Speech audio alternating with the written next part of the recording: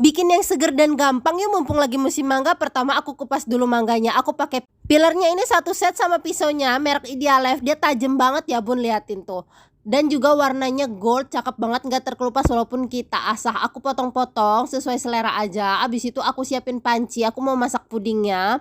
Kita masak sampai mendidih ya, baru kita masukin jus mangganya. Aku pakai kompor induksi dari Idealef. Pemakaiannya gampang banget, tinggal kita colokin aja. Saucepannya juga anti lengket.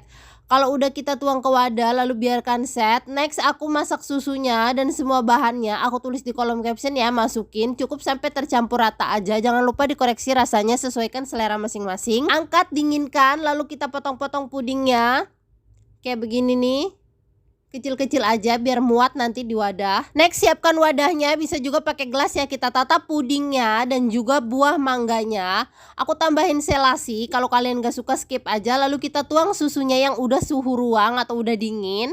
Nah kayak begini nih. Ini bisa banget buat ide jualan ataupun buat hantaran, buat pas arisan juga cocok banget.